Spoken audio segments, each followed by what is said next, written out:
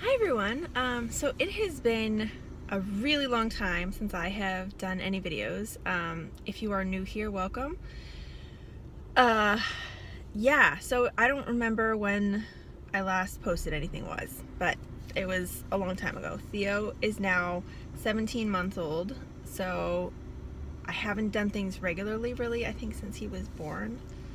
Yeah, so it's been a while. But I wanted to come back on and make this video and hopefully start making some videos a little bit more regularly because I am 10 weeks pregnant with our third, which is super exciting and kind of a shock. And I'll tell a little bit about the story in a second, but yeah, so I'm 10 weeks today and it's pretty exciting.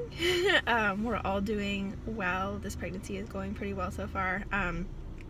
And this was, so if you're new to my channel, I have two sons. I have a 5-year-old, Lex, who was conceived naturally and yeah, it was a quote-unquote normal pregnancy, I guess. And then when he was about a year old, my husband was diagnosed with leukemia, and before he started treatment, they kind of shared that there are obviously risks of his fertility being affected by the chemo and everything that he was going to be on. So we banked sperm before he started treatment because we knew we wanted more kids.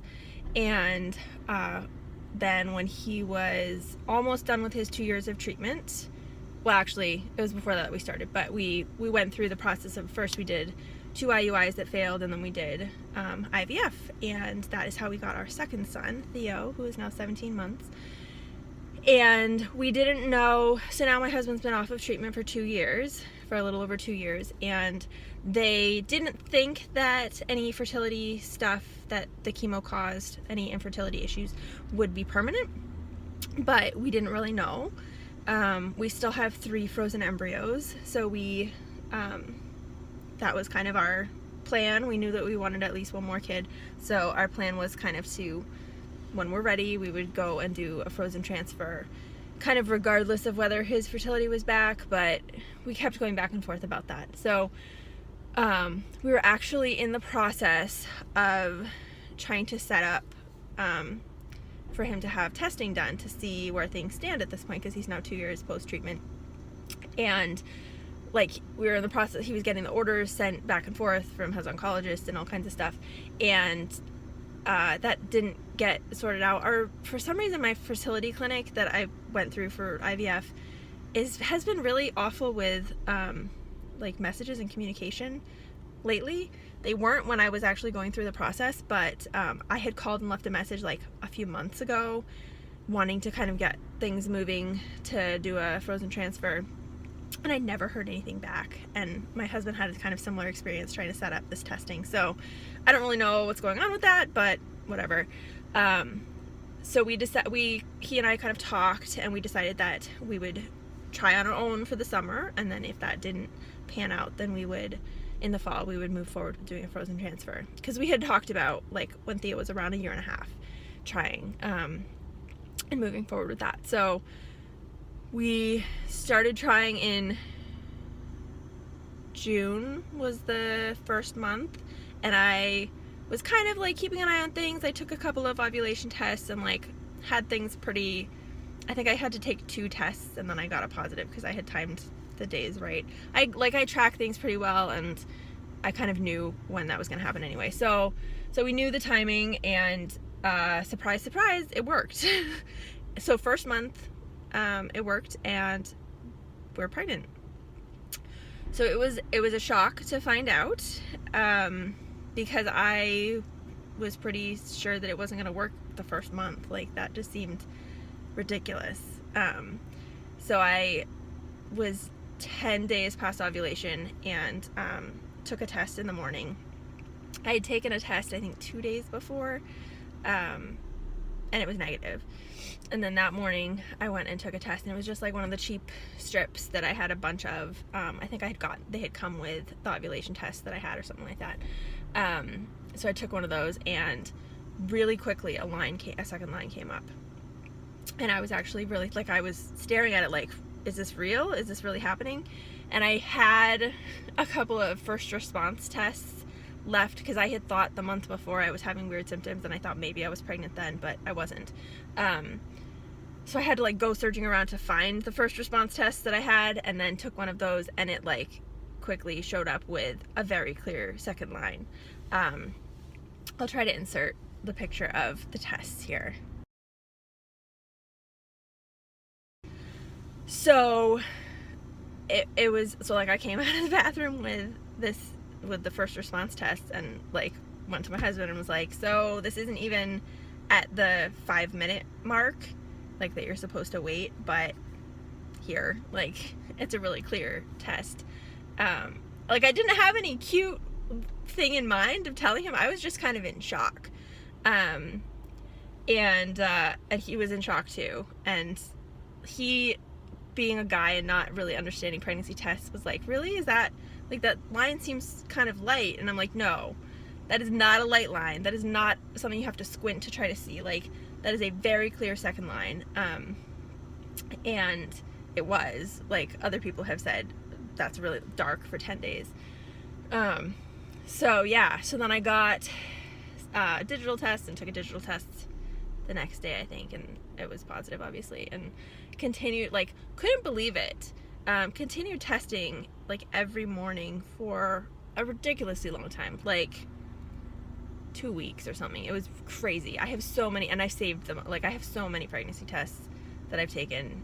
It's a little ridiculous, but it was just like, I'm still a little bit in shock. I mean, at 10 weeks, I'm in the parking lot of Starbucks, if you can see the logo behind me.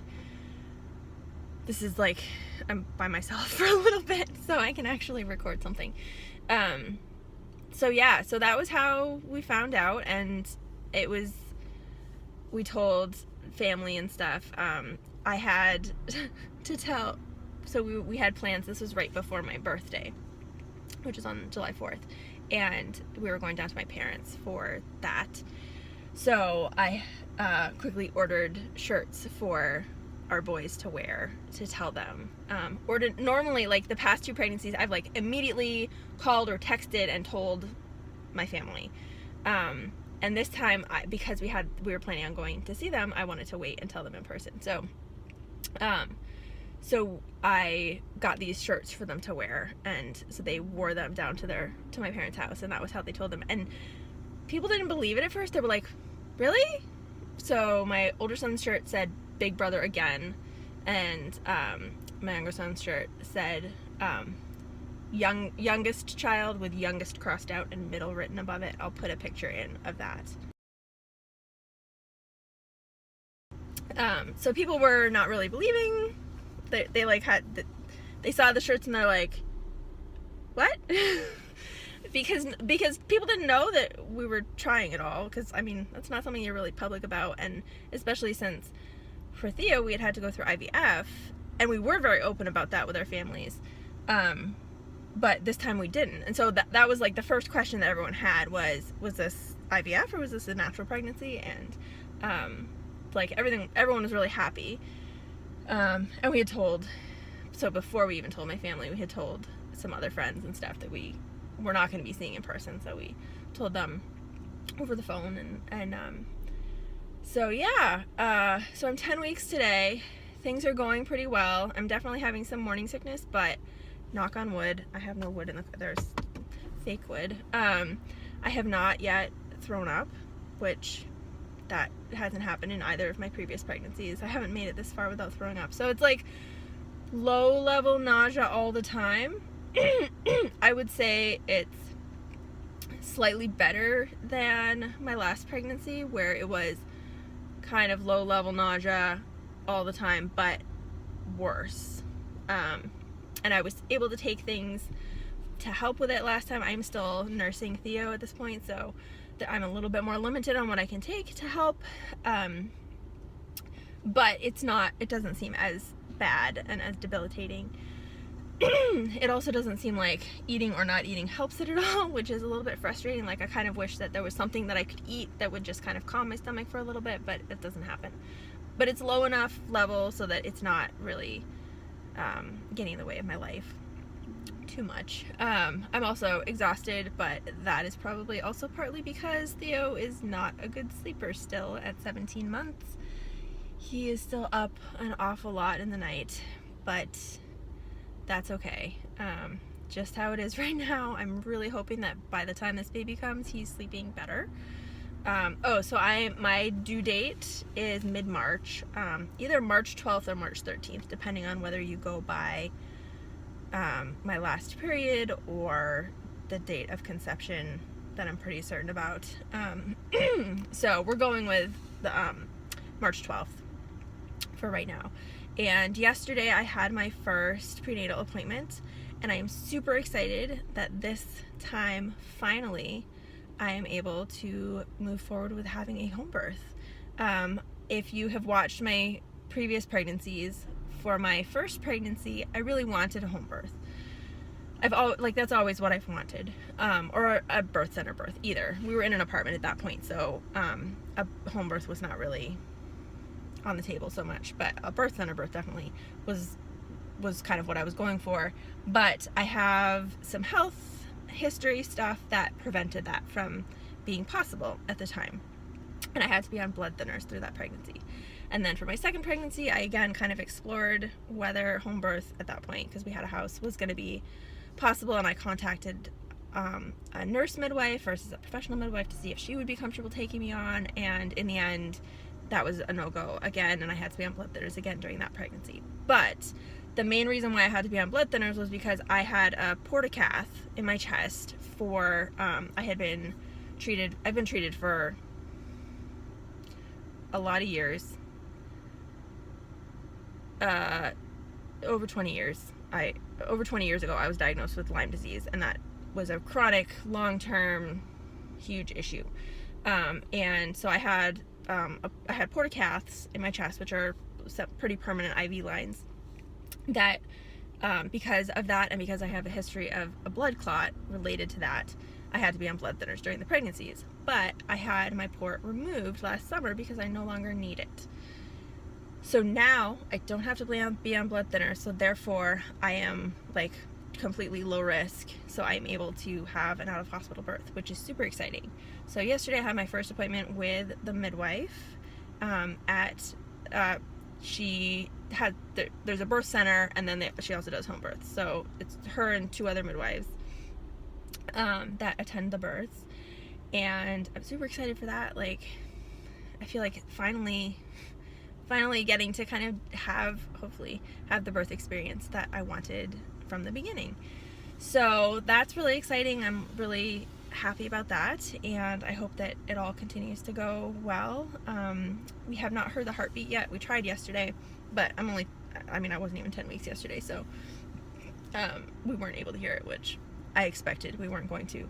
I also have a tilted uterus, so that makes it harder to hear earlier on. With Theo, with my second pregnancy, they tried to hear the heartbeat at almost 12 weeks, not quite 12 weeks, and couldn't. So I ended up with an ultrasound a few days later to confirm that everything was okay.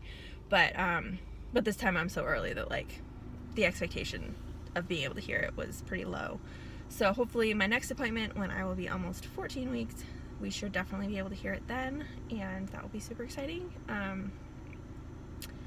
Yeah, so that's kind of what's going on. We are not completely public with this yet.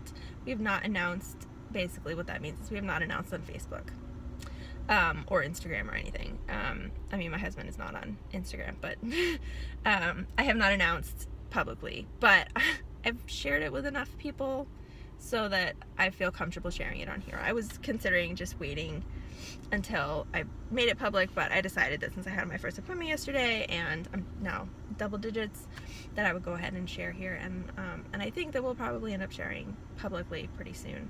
I just have to kind of put together how I want to announce. So this has ended up being longer than I wanted it to, but it's my first video in a long time, so I guess that's to be expected. So I will end it here, and I will put in, I took my first belly shot this morning. I feel like I have a belly way earlier this time than I did before. It's not, definitely doesn't look like a pregnant belly, but I feel like I'm going to show a lot earlier this time, and I'm sure that that's because it's my third pregnancy and it's so much closer to my last pregnancy than my second was to my first. So yeah, so that is it for today. I plan hopefully to do either weekly or bi-weekly updates on how things are going, and I will certainly at least check back in periodically, if not on that kind of regular basis. So thank you so much for watching, and I will talk to you again soon. Bye.